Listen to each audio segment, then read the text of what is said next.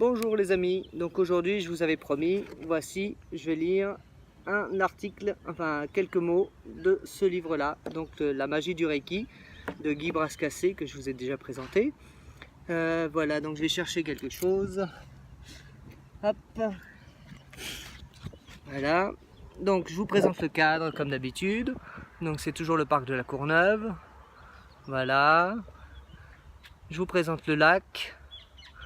Voilà le lac, et ce coup-ci normalement il devrait y avoir des canards.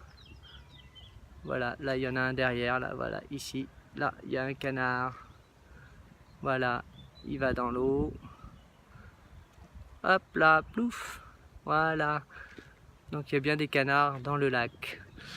Donc je vais vous lire un article, enfin une partie de... Je stabilise la vidéo, voilà, parfait, je me place. Alors je retrouve, où est-ce que c'est?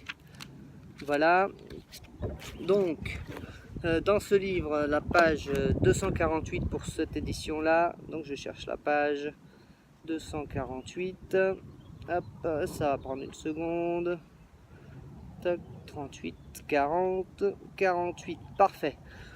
Alors ça s'appelle « Et Dieu dans tout ça », donc par rapport au Reiki bien sûr, hein.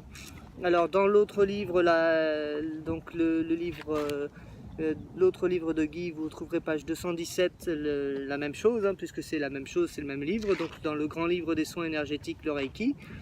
Donc je commence à vous lire un petit peu. Alors, le Reiki n'appartient pas à une religion, le Reiki est l'univers, il attend que vous viviez de lui et avec lui, comme vous vivez du soleil, de l'air, de la nature, aliment entre parenthèses. Madame Takata a supprimé de l'enseignement Reiki tout ce qui est en relation avec l'enseignement bouddhiste. Il ne reste que les symboles. Les symboles sont universels.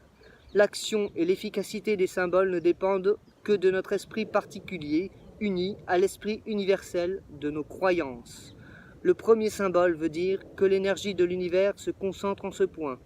Pouvez-vous comprendre et ressentir la puissance de ce symbole ?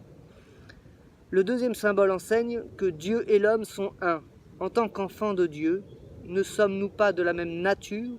Donc n'avons-nous pas toutes les capacités et les attributs de Dieu? Ne ressentez-vous pas la puissance de Dieu en vous? Vous autorisez-vous à être un enfant de Dieu? Sachons que nous ne faisons rien sans Dieu. Nous demandons, et c'est lui qui agit, ou tout ce qui existe par lui. Même quand nous créons avec notre esprit ou nos mains, Dieu s'exprime à travers tout ce qui existe, qui est lui, et une part de lui-même comme nous. Notre esprit est Dieu, et la matière est Dieu. Alors je m'arrêterai là. La suite, la prochaine. Ciao!